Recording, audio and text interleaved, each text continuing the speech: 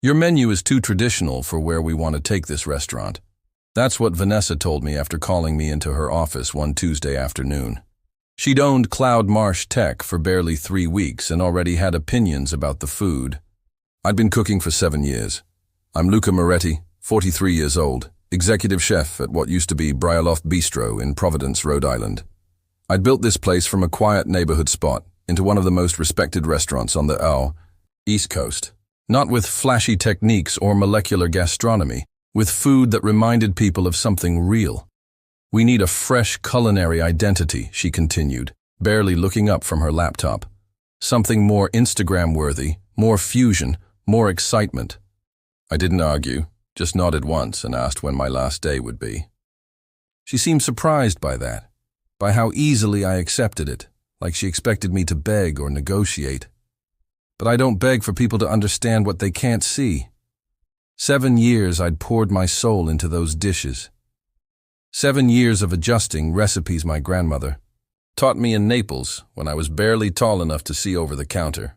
7 years of building a menu that made people close their eyes when they took the first bite. Vanessa smiled, relieved. 2 weeks should be sufficient for transition. You'll need to provide detailed recipes for all signature dishes.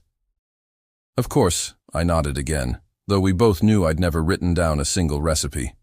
Not the real ones, not the way I actually made them. That evening during service, I watched my kitchen staff move like a well-rehearsed orchestra. Jason working the grill with the timing of a metronome, Ellie plating with the precision of a surgeon. They didn't know yet. None of them knew that. The heart was about to be cut out of this place. After closing, I sat alone at the bar with a glass of bourbon. The dining room was dark, except for the small light above me. I ran my fingers over the worn bar top where I'd served thousands of customers who'd become friends. The next morning, Thomas, my sous chef for 5 years, caught me storing my personal knives in their roll. "Chef, what's going on?" I told him about the meeting. His face changed, anger flashing behind his eyes. "This is the restaurant's doing better than ever. It's her place now," I said, continuing to pack. "But those are your recipes, your dishes. People come here for your food." I just shrugged. Not anymore. As I walked to my car that evening, I glanced back at the restaurant's glowing sign. Something twisted in my stomach. Not sadness exactly, something sharper, something that told me this wasn't over. Not by a long shot. My grandfather opened the first Moret's in Naples when he was 22. I grew up watching him make magic with nothing more than flour, eggs, and whatever vegetables looked good at the market. Food wasn't fancy in our family. It was honest. It was memory. It was the thing that made people pause their lives for a moment and remember what mattered. I didn't come to Providence planning to be a chef. I was studying architecture at Rhode Island School of Design, working nights washing dishes to pay tuition. Then one evening, the line cook called in sick. The owner was desperate. I stepped in. Something clicked that night. The rhythm of the kitchen felt more right than any drafting table ever had. 6 months later, I dropped out. My father didn't speak to me for a year. I worked my way up through 4 different kitchens before landing at Brailoff, when it was just a struggling bistro with outdated decor and a menu no one remembered. The owner, Harold, was ready to close the doors when he decided to give me full control of the kitchen.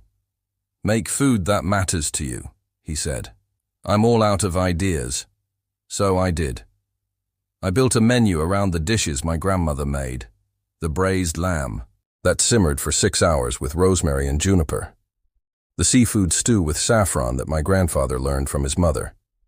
The olive oil cake soaked in orange lure that we served at every family wedding. People noticed, first locals, then food critics, then tourists who'd read about us online. We weren't trendy. We were something that lasted longer, necessary. Harold sold the place when his wife got sick, needed the money for treatments. I understood. The new owners were a restaurant group who mostly left me alone. "Don't fix what isn't broken," their CEO told me. For 3 years it worked. Then they sold to Vanessa. She started showing up during prep, asking questions that made it clear she didn't understand restaurants or food. She'd bring friends in during service sending back dishes because they weren't pretty enough for their social media. 2 weeks before she fired me, I overheard her on the phone. "We'll keep the name for now, but everything else changes. New concept, new chef, new energy. I should have prepared then. Should have seen it coming. But some part of me couldn't believe anyone would dismantle something that worked so well, something people loved. The night before my last day, I made all our signature dishes one final time, tasting each one, committing the exact flavors to memory. Not that I needed to. These dishes were in my blood. My last night at Briar Loft was quiet. I didn't make a speech, didn't want a party, just cooked service like any other night, though my hands felt heavier with each dish I sent out. After closing, I left my keys on Vanessa's desk, along with a list of recipes.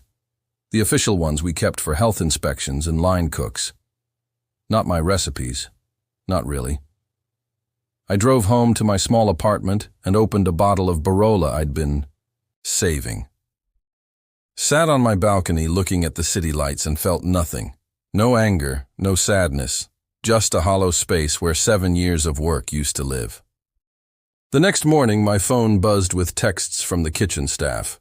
Vanessa had brought in a new executive chef, some guy named Kevin, who'd worked at a trendy spot in Boston.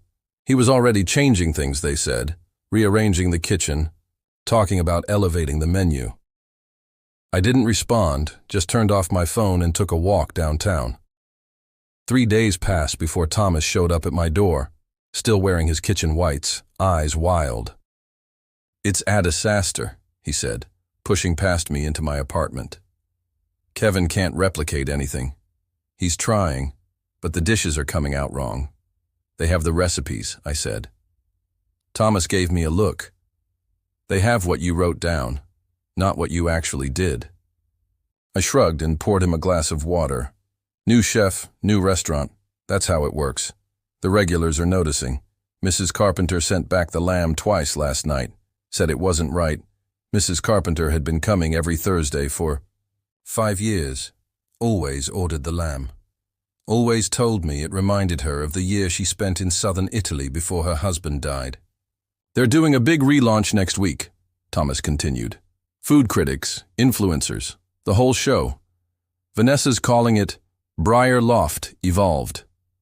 Something shifted in my chest. Not satisfaction exactly, but recognition. The beginning of an answer to a question I hadn't fully formed yet. "You looking for work?" I asked. Thomas blinked. "What?" "My grandfather's old place downtown. The building's empty. Been sitting there since he died. I still own it." "You thinking about opening your own spot?" I hadn't been, not consciously. But saying it out loud made something clear. I'd given 7 years to someone else's dream. Maybe it was time to build my own. "Maybe," I said. "You interested?" Thomas didn't hesitate. Hell yes. And I bet Ellie and Jason would come too. That night I couldn't sleep. I pulled out my grandfather's old notebook, the one with half-written recipe ideas and notes about customers. His handwriting was shaky in later years, but his thinking was always clear. On the inside cover he'd written, "The food remembers even when people forget." I ran my finger over those words and felt something stir. Not anger at Vanessa or even a desire for revenge. Something cleaner. The simple need to make food that mattered again. Food that was mine.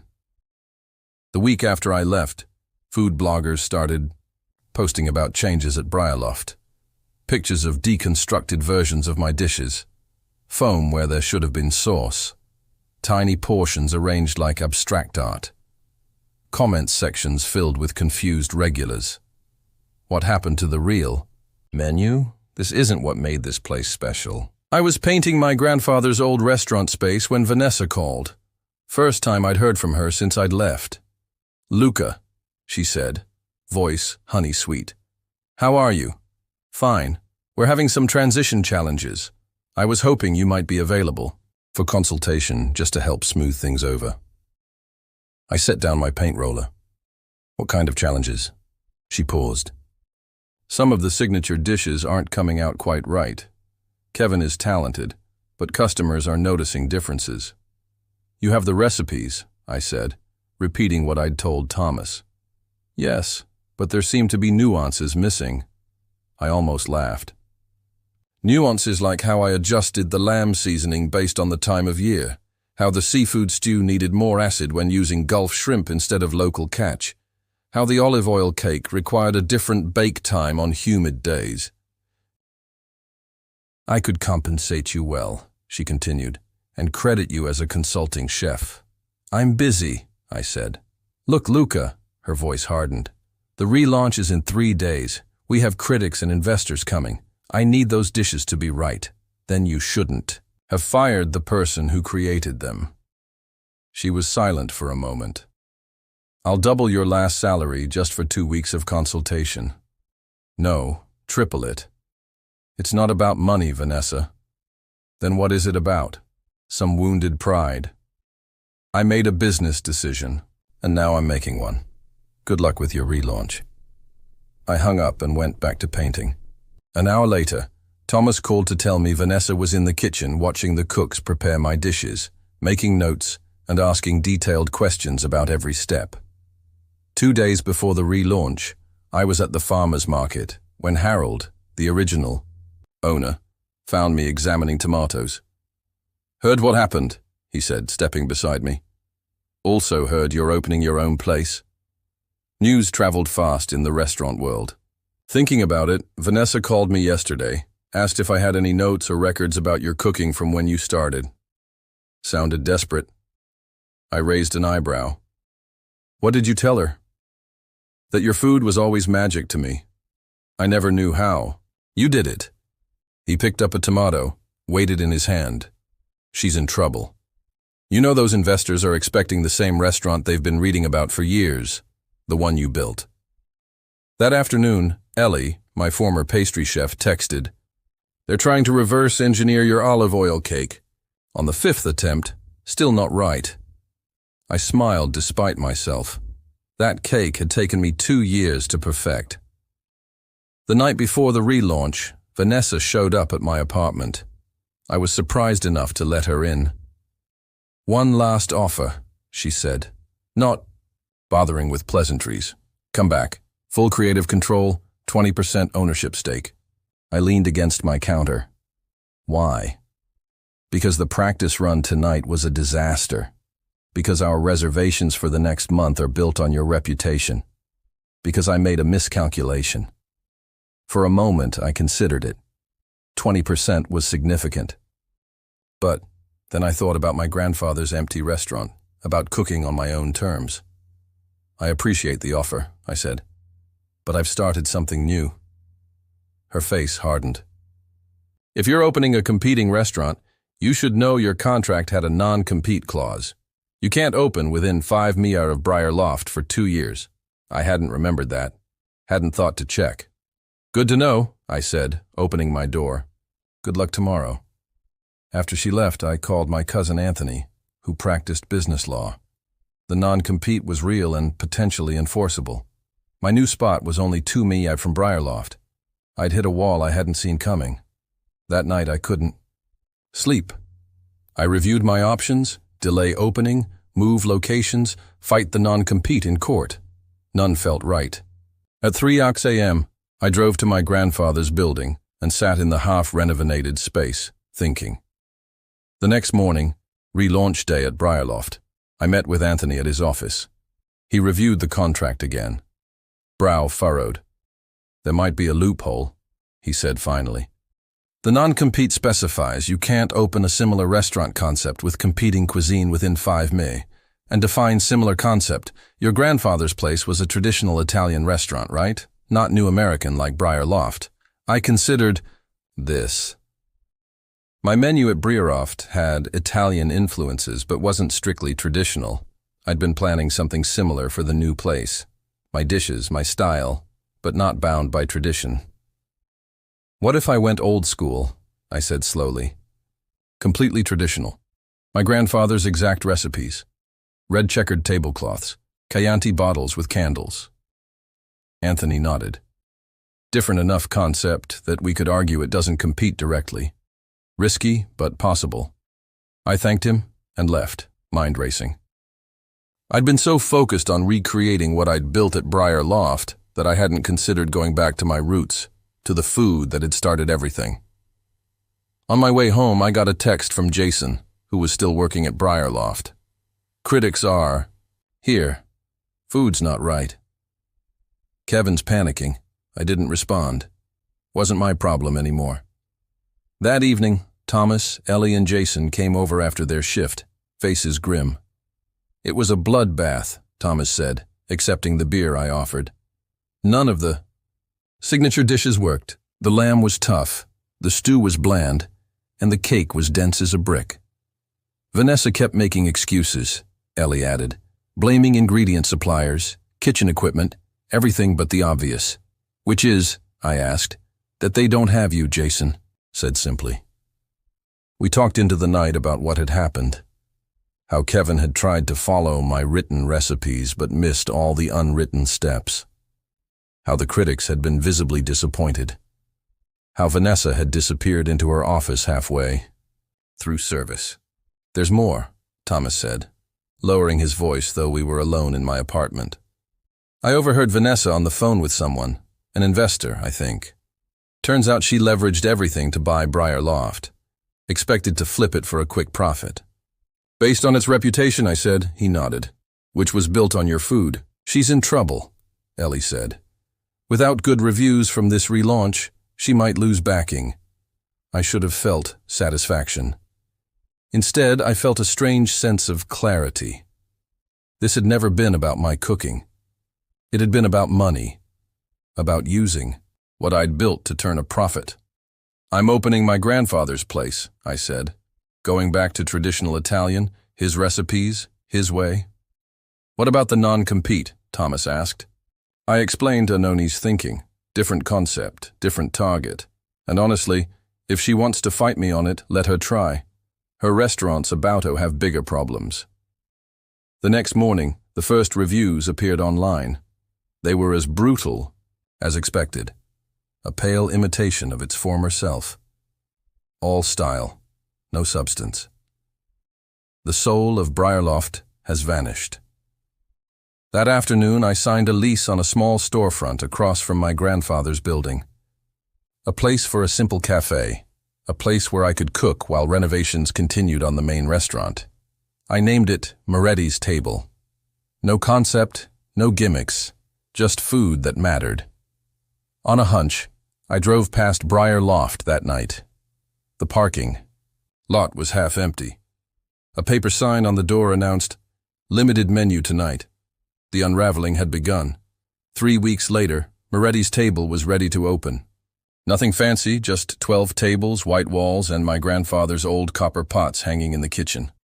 I'd handwritten the menu, 5 appetizers, 5 entree, 3 desserts. All his recipes unchanged since he'd perfected them decades ago. I'd been careful about permits, licenses, everything legal. Anthony had reviewed all the paperwork to ensure we were protected if Vanessa decided to make trouble, but so far, she'd been silent. According to Thomas, who'd quit Briar Loft along with Ellie and Jason, she was too busy trying to save her investment to worry about me. The night before opening, my father called. We hadn't spoken much since I'd left architecture school 15 years ago. "Your mother told me about the new place," he said. His voice sounded older than I remembered. "Opening tomorrow using Nono's recipes." "Everyone?" I said, just like he made them. A long pause. He'd be proud more than he would have been of another architect in the family. Something tightened in my chest. "You should come sometime." "Maybe I will," he said. Then I kept his old recipe book, the real one with all his notes. "Your mother thought you might want it. I hadn't known it existed. I would very much." 2 days after we opened, with no advertising beyond an Instagram post by Ellie, we had a line out the door. Word had spread among Briar Loft regulars that I was cooking again. We served 40 covers that night with just the 4 office working. Me and Thomas in the kitchen, Ellie and Jason handling the front. Every dish went out exactly as my grandfather would have made it. Simple, perfect, honest. A week later, Mrs. Carpenter, the Thursday lamb regular from Breerloft, found us. She hugged me with tears in her eyes. "I've been looking everywhere for you," she said. "Nothing's been right since you left." That night, I added my grandfather's lamb to the menu just for her. 2 weeks in, we were booked solid every night. I'd hired 2 more kitchen staff and another server. My father had sent the recipe book, a tattered leather journal filled with my grandfather's secrets, things I'd never known about his cooking, about where he'd learned, about what each dish meant to him. It felt like he was there in the kitchen, with me. On our 1-month anniversary, I arrived early to find a manila envelope taped to the door. Inside was a formal letter from Vanessa's lawyer alleging violation of the non-compete agreement and threatening legal action. I handed it to Anthony over coffee that afternoon. "Right on schedule," he said, scanning the document. I was wondering when this would come. "Can they shut us down?" He set down the letter. "They can try. But I've been building our case since we talked. I have documented evidence that Moretti's Table is a traditional Italian restaurant based on your family recipes. Completely different from the new American cuisine at Breerloft. Different target audience, different price point, different concept. So we're good, better than good." Their argument is extremely weak, especially now that Breerloft itself has changed its menu completely. This was news to me. They did. Anthony nodded. "Went full molecular gastronomy last week. Foams, gels, the works, trying to chase the latest trend. They've essentially admitted through their actions that they're not the same restaurant you worked at." I smiled. Perfect timing. That evening, as I was prepping for service, a food critic from the Providence Journal walked in. The same one who'd written a scathing review of Breerloft's relaunch. He didn't know I recognized him. I just cooked. Sent out food that would have made my grandfather proud. The next morning, his review appeared. The heart of Breerloft didn't vanish. It just moved across town and found its true home. By noon, our reservation list was full for the next 3 months. 6 months after opening Moretti's Table, I received a call from Harold, the original owner of Breerloft. "Have you seen it?" he asked without preamble. "Seen what?" "Breerloft's for sale. Vanessa's cutting her losses." I hadn't known, hadn't really thought about Breerloft in months. I'd been too busy running my own place, expanding the menu, training staff. Asking price is half what she paid. Harold continued. "She's desperate for a quick sale." "Not my problem," I said. Though something stirred in me. Not quite satisfaction, but a sense of things coming full circle. That afternoon, Anthony called. "Vanessa's dropping the lawsuit. Seems she has bigger problems, like selling a failing restaurant." "Exactly. Want to know the best part? Her investors are suing her for misrepresentation, claiming she sold them on the reputation of a restaurant that no longer exists." I thought about that as I prepped for dinner service, about the shortcuts Vanessa had tried to take, about how she'd seen only the surface of what made Breerloft special, never understanding the foundation it was built on. 3 days later, a black town car pulled up outside Moret's during lunch service. Vanessa stepped out, straightened her jacket, and walked inside. The dining room fell silent as regulars recognized her. I watched from the kitchen pass as she scanned. The packed restaurant, taking in the simple decor, the happy diners, the staff moving with practiced precision. Then she saw me. Our eyes met across the room. I expected anger, resentment. Instead, I saw something like resignation, maybe even respect. She gave a small nod, turned, and walked out. I never saw her again. The following week, Breerloft closed its doors permanently. The building remained empty for months, a quiet monument to ambition without understanding. I didn't celebrate, didn't need to. The food had spoken for itself. 1 year after opening Moret's Table, we expanded into my grandfather's original building, next door. The renovation was complete, his old copper pot still hanging in the new, larger kitchen. We kept the cafe as a lunch spot and opened the main restaurant for dinner service. On opening night, I stood in the kitchen doorway watching the dining room fill. Families, couples, regulars who'd followed me from Briar Loft, new faces drawn, by word of mouth. Thomas nudged my shoulder. "You going to stand there all night, or are we cooking?" I smiled and returned to the line. Halfway through service, Ellie appeared in the kitchen. "There's someone here to see you." In the dining room, at a corner table, sat my father. He stood when he saw me, extending his hand formally. I ignored it and hugged him instead. "The place looks good," he said, glancing around just like No had it. "With a few updates," I admitted, "but the heart's the same." We talked through his meal, the first real conversation we'd had in years, about my grandfather, about food, about what it meant to build something that lasted. As he was leaving, he pressed something into my hand. "A key to the vineyard in Campa," he explained. No, left it to me. But it should be yours. Maybe someday, you'll make wine as good as your food. That night, after everyone had gone, I sat, alone at the bar, with a glass of my grandfather's favorite Tomorrow. The dining room was dark except for the small light above me. On the wall hung a framed copy of that Providence Journal review. The heart of Briarloft didn't vanish. It just moved across town and found its true home. I'd never set out to destroy what Vanessa built.